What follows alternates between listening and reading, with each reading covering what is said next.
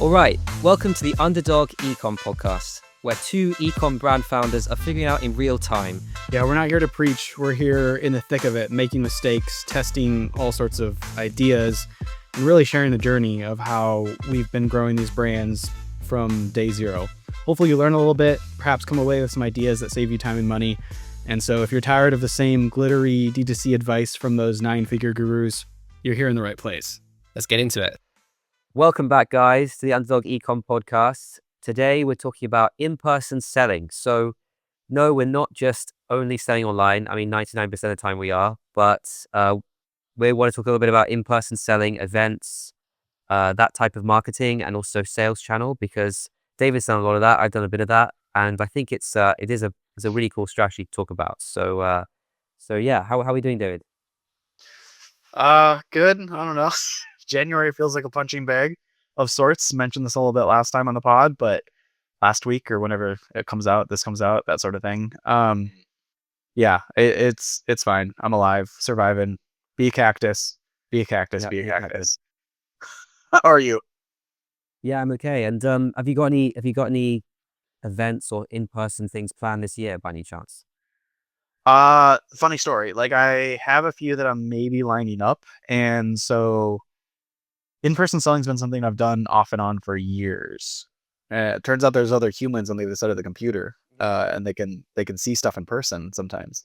But I've done a bunch of different pop-ups throughout the years at various events. There's like a bunch of sort of in-person markets and booths and craft markets and that sort of thing in the area. And I've got a few on my list that I might try and apply to. It's been I've kind of took a couple, like maybe a year or two off from that and I've just done online. And I actually, ironically, the in-person POS system for Shopify was one of the major features why I converted years and years ago, because back then I was doing a lot more in-person selling. I don't want to say it was 50% of revenue, but it was a lot. And it was a giant headache without the Shopify POS. Like I was using Square and it just wasn't synced up with the platform that I was using. And I didn't want to pay for different POS platforms. So it's just like, all right, let's move over to Shopify. But I'm glad I'm here now. Been doing it for many years via the platform. And so, yeah, I think I got a couple events lined up here and there. I had an event a couple months ago where we weren't selling our product, but it was the National Park Foundation Fund, the local nonprofit for our area that had invited my brand out to have a booth, a table there, and just kind of talk to people about stuff. And so I was there in person, but not selling, contrary to the title of the episode, if that's what we choose for the title. But that was fun to just talk to people. I think what's really interesting with my types of products, which is apparel, is people love to touch and feel them in person. They love to be able to try them on or whatever it is. And you just see so many people that just want to like touch the t-shirt. And a lot of my products are really awesome and feel really soft and really good. And so that's been really cool to see at the in-person markets, how those comments. I think you get that short, we've talked about this a little bit before, I think actually, you get the really short feedback loop when people are there at a market, at a trade event, whatever it is, like they can touch and feel, you get their live reactions. It's not them like trying to comment on a random Facebook ad or whatever it is, like doesn't really tell a full story. Like it's there live. And you're there seconds away from like seeing what they think in person. And my brand has started via organic. We've talked about organic in the last episode. My brand started via just organic content, I guess, online, organic community. And so it's been something that I've had lots and lots of conversations with people in person about, hey, like, oh, I followed you from the early days when you were just posting pictures of the mountain or whatever. Like, hey, we interacted years ago and I tag you in the mountains out. Those types of things. So it's really cool to be able to connect to people in person and just like see that human face and have that human interaction with people that are big fans of the brand. It's super, super fun. Yeah, it is really cool. How do you find the organization of it? Because like I'll go into my big experience a little bit, but like I think I've always found like some events are like it's really exhausting to like organize. And also they're exhausting to run during the event as well, especially if they're going on for like several days. So you're on your feet, but what it ends up being like 12 hours a day, especially if it's like the summer and the heat of the summer, like 12 hours a day. And then all the organization that goes to it, setting it up, taking it back down again, running out of a certain amount of stock, and then having to kind of restock. I don't know, but have you found that stressful or just me? Oh no, it is a giant headache. uh, Especially with apparel because it's like, oh, so we're gonna have 3 different t-shirts, which means 6 different sizes, which means like 50 plus, and then you have to have like at least 5 of them. And so the inventory aspect to it is a giant, then you have to move them via digitally. So they're not on Shopify's like sell online location. They have to go to the POS location. You have to collect taxes. Uh, the organization aspect to it is, so I actually, it was 2, 3 years ago, I had a fellow that I had hired to do this part-time for me. And so he was doing all the events. And even that, when I wasn't even there running them, like I did a couple to train him on it. But the aspect of organizing them from a, hey, we're going to apply to a bunch of these, pay a bunch of fees. We don't know if we get in yet. We have to figure out like which ones we can make. Some of them are on the same days. And so like what ones will we get into? I don't know. You only get into like 40% of them that you apply to. And just that organizational aspect to all of them was like a lot of work on me. And then it came down to Yeah. the actual like, oh, now the events this weekend, we got to get you a bunch of inventory. um I ended up actually separating the inventory out completely, where I was like, here's our best sellers, go store them in a storage unit near where you live, because you lived a little bit further away than my warehouse. And so I basically decided that was way easier than trying to meet him up before the event, which didn't work that well for the first couple times we tried it. And so there's that whole aspect to it too, from an operational standpoint of inventory and the logistics of it. But you're right, like, and then the event itself didn't even get to the event itself. It is a long day. Usually you'd have to set up a booth and then set up like a tent. And sometimes for the multi-day events, like you can leave it up overnight, or you might not have to, or like you can sometimes take it down. Um, Sometimes you want to lock up the products because it's in like a not great area, because a lot of these are outdoors. And so there's that aspect to it where, yeah, there's just a lot. And you're right. It was a long day in your feet. It's a long day of talking to people. I remember coming back from those 10, 12-hour days and just being exhausted and just like falling asleep on the couch. And so Yeah. we'll see. It's a really valuable experience. I think it's great to be out there. It's really helpful to have that visibility. Like I've had so many customers say in post-purchase surveys that they found us at a booth. My employee actually that I hired found me from a booth years and years ago, before she was an Oh, employee, of wow. course. Like that's how she made the connection to the brand. And because my brand is so like geo specific and very niche, it makes a ton of sense to do as many of these as possible. So I am like thinking about doing more this year. I'm not sure how that'll work logistically, or if I actually really end up doing it, but I think it's a really important aspect to most brands. I know that you could definitely get away with not doing it, and a lot of brands don't do any in-person selling, and that's fine. But I think for a lot of brands, it makes a ton of sense. Yeah, I think, I mean, so my experience has been similar in the sense that I did more in-person events in actually the beginning than I have recently. I think last year I didn't do that many. Did 2 in 2025. One was a very small event, and then one was like a tournament here in London. So they're still smaller events. I did a few at the very beginning where, I went specifically with tennis events, went to there's one in Indian Wells, which is like PNB Paribas Open, which is, in yeah, Dang. in, Palm Springs. Palm Desert, yeah, Palm Springs, and that amazing place to go to, beautiful.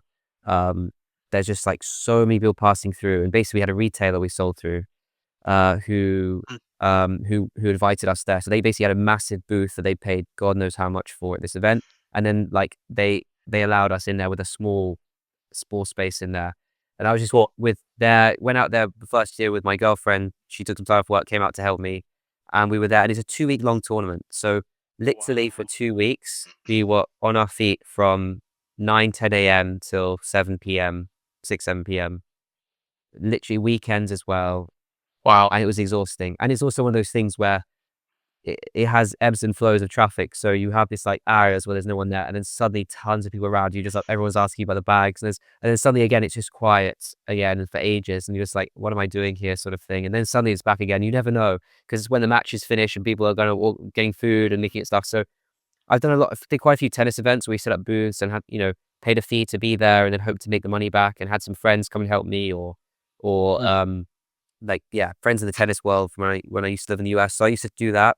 those worked really well in the sense that, like you said, post-purchase surveys, I'd get people mentioning Indian Wells even up to 12 months, like a year after the event was. I would Cool. hear people saying, "Oh, I heard you about through Indian Wells. Or, I heard you about through this tournament," or stuff like that. So I think it works really well. But I've also done some like bad events because I think the difficult thing about events is especially the first year round, ensuring that there is enough traffic, enough people around, and they're going to come to your booth. Because I've done events where they just poorly managed where the vendors are and things like that.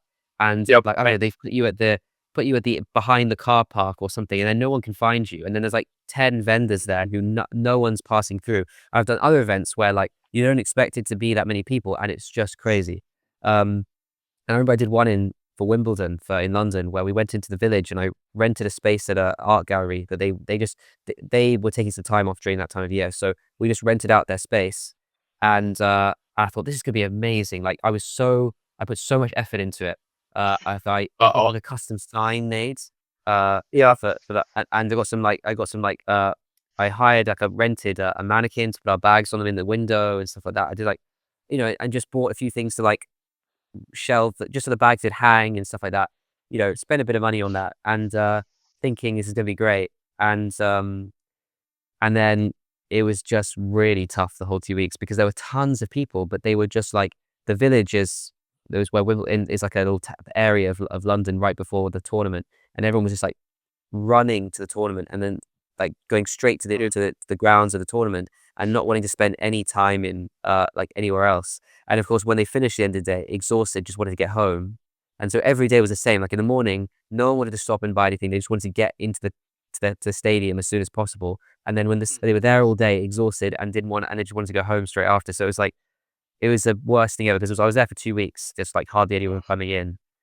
So yeah, I focus also I can drain cash as well. That's basically my whole point about this. I think they can be a big cash drain because hiring somebody to help you, transporting the stock over there, if they have a fee to get in there, all that sort of stuff is very tiring, especially if you're not got someone doing it for you.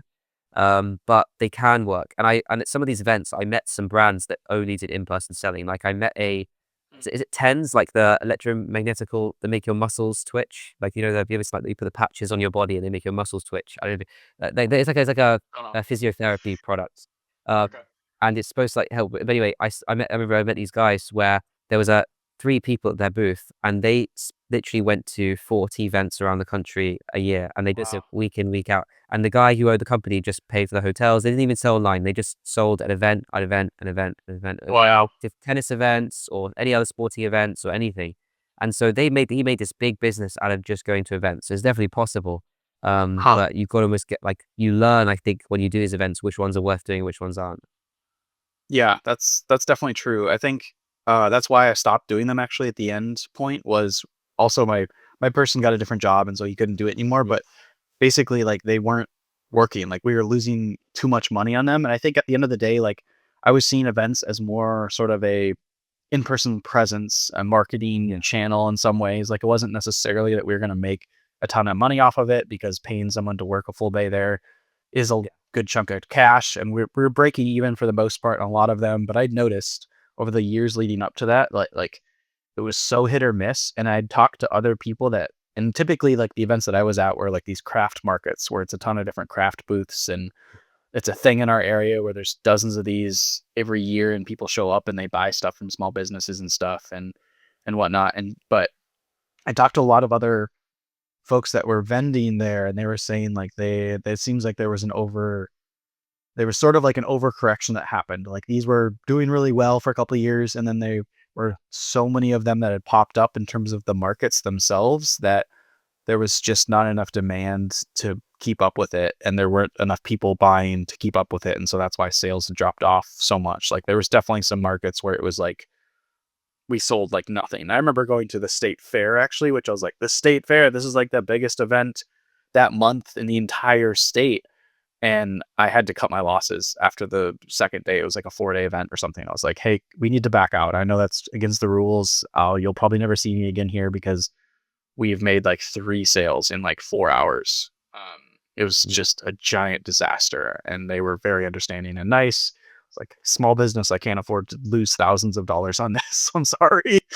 And that was a a big learning and a very big disappointment. It sounds like Wimbledon as well. It's just like sometimes it works and sometimes it doesn't.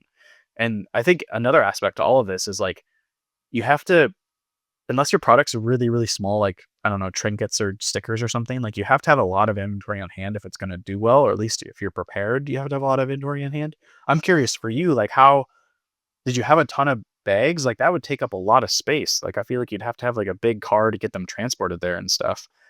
Or did they Some compact of pretty them well would if they're let not? me ship them there in ahead of time. Oh. Say the retailer at Indian Wells, they had a massive storage space behind the tournament, so we just shipped us Oh. That makes sense. boxes, yeah, and, Wow. or something like it was a lot, and then but of course, you end up shipping it back as well because you have to ship more than you think you're gonna sell just Mhm. in case, and then you have to ship Yep. stuff back. Cost of Yep. shipping stuff around, is really expensive. I mean, all eats into Yep. the money. This is the problem with these events is, like, moving stock around every time. I mean, I was actually listening to a podcast, they were talking about this, and they were like, every time it touches somebody else's hands, like that's just money gone. Like Mhm. with shipping stuff, moving stock from one warehouse to another warehouse, Mhm. all that stuff. And if you and it's so hard to forecast events because even between this going back to the same event, it can be very different from one year to the next. I Mhm. mean, the first year we did it was 2021, so it was still some sort of Mhm. COVID-esque, or maybe 2022 actually, but it was like beginning of 2022. So it was like a bit of still kind of like, slow with COVID and stuff. And so going there the next year was very different, but it's just, yeah, Hmm. it's hard to move stock around. And some events, I've always had to rent a car when I've got out there. So I've always like rented like an SUV and then just like loaded it Yeah. up with bag. Yeah. Um, but yeah, it's exhausting. And that's the other thing as well is, I mean, like you do this for a few years and you think like these events and stuff, and you think like, yeah, I don't think I really want to do this anymore unless I can get someone else to do it for me because like Yeah. I've outgrown like traveling all over the place, trying to get someone like convince someone to buy something. Like I think I'm fine with hiring somebody else to do it, but I just don't know if I really want to do that anymore. But yeah, but then it's like, can you make it work financially? So that's the thing. Yep, yep. I think it is depending on the brand. Like I feel like it's interesting because like obviously we're in the ecom space, like D2C. It's very niche and very specific. And but there's tons of brands in my area that are like they only go to these craft markets and that's how they sell. And they like don't even have much of a website. And I feel like so much of my focus is on the website and none of my focus is on selling in person. But there I can think of at least like a candle company off the top of my head that just does in-person selling and stuff. And it is though, like after you do it for a couple of years, or you're the artist or whatever you're doing, you have like an artist booth of different things. Like it just it drains on you. And it is like a certain, it's kind of like the modern day carny in some ways, I guess. Like how carnivals used to be more of a thing, and like at least in Yeah. the states here, and like people would travel around all summer, year, or whatever it is, and man up their booth for days and days. It's a certain lifestyle, and it's hard. I think it's good to do, especially depending on the brand, but I think it is important and helpful. And I think we got a lot of insights from my brand that I wouldn't have had without the in-person booth. And I'm curious because the brand has also evolved a ton over the last couple of years since I last did one. That I'd be interested to see what it would look like if I did one this year. I definitely would approach it quite a bit differently. Like very limited selection of products. Maybe try and do as much recon ahead of time. That was another thing. Like I'd done some pop-up events in the past where I felt like I should have gone to the event the year prior just to walk around and see like what it looks like and what the foot traffic's like because Yeah. there's one particular one that was also a bust where they said it was like the biggest event in that city all year and it was we were going to get 70,000 people foot traffic wise, and it was also maybe a couple dozen sales over 3 days Yeah, or well, something. It's that's the terrible. well, they love to big up these events and, like, make them Yeah. sound huge. Every single event loves to be that, especially when they're selling vendor spaces, like, they love to speak about how many people are passing through. It's very rarely the case, and you get lucky on some events where they work out really well. But and the other thing as well, I don't know about you, but I don't think I mean, maybe a day or 2 is fine, but, like, I don't think I can step away from everything else in the business and just be at a stand because like everything else will just fall apart. Like I can't just be doing that for like hours and on ends and not be like checking emails and ads and all that sort of stuff. So Yeah, it is a real time drain. It's a bit like we were talking about organic content the episode before. I feel like this is even bigger time drain if you do this on a regular basis. Yeah. Yeah, definitely. I feel the same way. The opportunity cost of doing it has been so high, and that's why I haven't done it, and that's why I'm gonna send my employee basically. It's not gonna be me there because the business is not in a safe enough space, or it's too fragile at this point where there's like everything stops at me, so I have to be on, and I've got a to-do list of 100 things that have to get done or whatever each given Yeah. day. But it'll be, I don't know, like I wonder if there will be a turnaround for these in my area, and like I wonder if there will be an improvement. I should probably put out some feelers of people that do it more regularly to see how it's been going, because there were a couple ones that had done super well. Like I remember setting single day sales records that was like, I don't there was one event, I think it was like a night market in an area that was really good. It went super well, and I think the sales total from that over like it was like a 5-hour night market or something, was a couple thousand. At that point, like that was huge for the brand. I was like, whoa, this is like the most by far in a day that we've ever done. So that was pretty cool. So when it hits, it hits. It's kind of like organic, like we talked about last episode. When it hits, it hits. Yeah. Yeah, absolutely. But it's I think sometimes you're right that those like shortest periods of time do better as well because it's concentrated. You got everyone there yeah. in one place, and you can definitely kind of maybe sometimes do a bit more damage because like it's just like there's a bit more kind of urgency with everything versus like like some events that are like several days long or people just feel like, oh, it's the first day, I don't need to, I'll be back or whatever, things like that. So it's Hmm. harder. Hmm. Yeah, that makes sense. Are you gonna do Indian Wells again? It's funny you should say that. Like I am trying to think what to do. The vendor, like so the retailer we sell through, um, they've had their tent basically halved in space. So this year they've already said to me like only the top like the biggest selling like top four tennis brands we're letting into the tent because we just have got half the space now. Shoot. And so that's annoying. And then Indian Wells as a tournament, if you wanted to just have your own booth there, they basically count you as a sponsor of the event.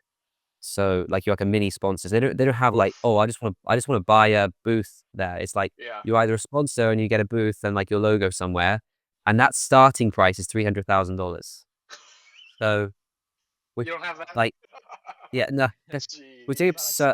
like before I would just go out there, I give the retailer 50% of our sales, and that would be it. Uh-huh. I would do, I mean, it costs to go out there, but that'd be it. And then we'd sell several $1,000s throughout the event. Um, Yeah. but yeah, I don't know what to do now. And I get people asking me in the tennis world, like, are you going there? People like, all the time because it's a big event to be part of. But sometimes I feel like I know some of the tennis clubs around. Sometimes I feel like maybe I'll just set up my own event at a tennis club nearby, get all the people to stay around this tournament. Yeah. The people go out there for a few days and stay. But it's like it just reminds me of like what I did at Wimbledon, where like whenever you create an event and you try and create your own traffic, it's just so hard. So I'm just like, Yeah. was that even worth it? Like trying to set something up and then 5 people turn up because you know what I mean? It's just like Yeah. hard. That is really hard, and especially it's like unless you're like Outdoor Voices and you're built around Right. creating your own events and building your own community, that sort of thing, like it's gonna be you're not gonna be able to drive. That was one thing that always surprised me. Like despite my brand being super big in this space, in my niche, in my area, and like having tens of thousands of followers at that point, like a couple of years ago when I was doing these booths, I tried to do as much promotion and push of it at events to get people out, and it was usually usually I'd get like 1 to 3 people. Like I was really excited if I talked to like 3-ish people that said like, "Oh, we saw about it online," or we came to see your booth." It was phenomenal to hear that, but I was always expecting there's a part of me that was like, the brand's got like 30,000 followers or whatever and 2 people show up. It's a little bit of a disappointment, but still like on the other side of things, it's just the coolest thing when people said that. Yeah, it was a lot of fun. The other thing I was gonna say is like, well, I was at an e-commerce event yesterday that there was like supposed to be. I think they did it on Eventbrite, and there was supposed to be two or 300 people, like bought like got tickets to the event, and the guy who was running it said to me after, like, yes, we're full. Like all the tickets are gone, like 300.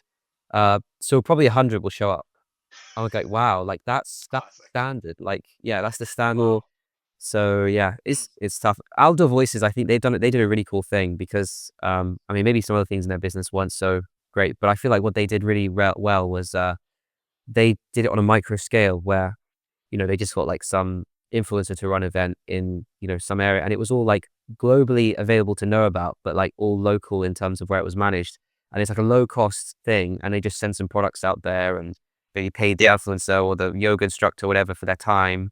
Yeah. But it's like a low cost way to do lots of events. That's like, I think that's pretty cool. I think I like that style. I think you start to have a scale to do that because otherwise no one's searching for your events. But even with things like Eventbrite, finding like mini events to do around various in places, if you've got enough like connections, I think is a cool way to grow the brand. Yeah, I think they did a lot of things well, and that was definitely one that I've liked, and I've had that sort of in the back of my mind to do. And people have asked me about it in the past with my brand, like, "Hey, are you going to do like a group hike or like a group trail cleanup or something like that?" Which would be super on brand for the brand, our most popular word of last year.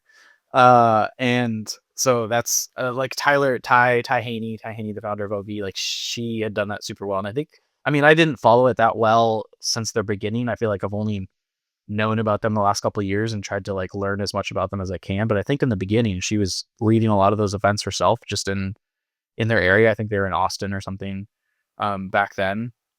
And I guess I feel like you have to be a certain type of personality to do an event like that. Like I'm scared to go do that, to be honest, and like lead an event or whatever. Like I'm not that super outgoing extrovert kind of personality, but I think that would be good for the brand. It would be a really good thing in general. Like, people love connecting in person. It doesn't have, you're not selling products. It's just like, we're going on, like, I think they did running and stuff. They would do like runs, and like, that would be pretty fun to just kind of do like a group hike and then in nature or whatever, which would make sense for my Yeah, brand. Hmm. yeah, it's pretty cool. Things to think about. Yeah, Things to think about for this year. the whole year to plan ahead. So I know it ties directly into content too. Like yeah. this type of thing is just so good for organic. Like, Oh yeah. yeah, like last Yeah. episode. Go check out last We episode. didn't actually speak about that, but like that's another reason to do it. Yeah. Yeah, yeah, definitely. Um, yeah, some of my good organic posts over the years were like from events where we do like time lapses or whatever of the event, or definitely a lot of good stuff that came out of that. Um, cool. That I think that's like a lot of the in-person selling stuff. It was I'm sure there's some basics that I've missed in discussing it and talking about it. I know that it's one of those things I feel like once you do it so much, there's a lot of the little nuanced stuff that you forget about or don't really think about. That it's like, oh yeah, you have to know about that before you do it, or you have to know about this before you do it. Like there's a lot about Yeah, I've booth got display and all sorts of stuff. Yeah, go yeah. ahead. I don't know anything about booth display, but I've got one question about to finish us off. Do you do like a special offer during these events? Because when I first started doing them, one of the big things were people like, oh, but I could just buy it online and not have to take this back with me and have it shipped to my place, or like this is really cool, but like I'll just buy online. And in some ways that's fine, but like Yeah. well, at this event, you almost want to sell in person and not you just ship this stuff here. You don't really want them to go and buy online and have to ship it again. So Yeah. I found that started to work really well where you had like exclusive offers on during the events. Do you do that as well?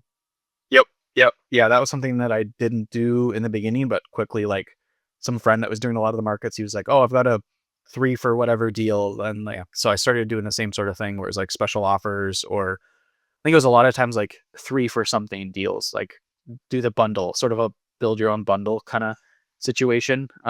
It's funny that like people say that, but then on the opposite side, I have so many people asking where they can buy in person and not pay shipping. So I people always well, yeah. complain about something. Yeah. Yeah, yeah. All Nice. right. Well, I think are we good? I think we is that the pod today? Think so. I think that's a wrap on in person talking to humans. Yeah. Cool.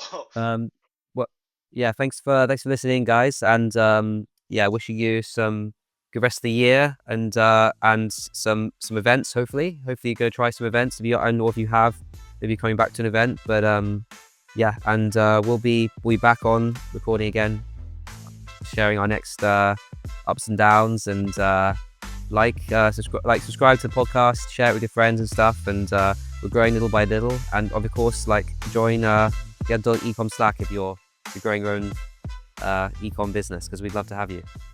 All right, see you. See ya.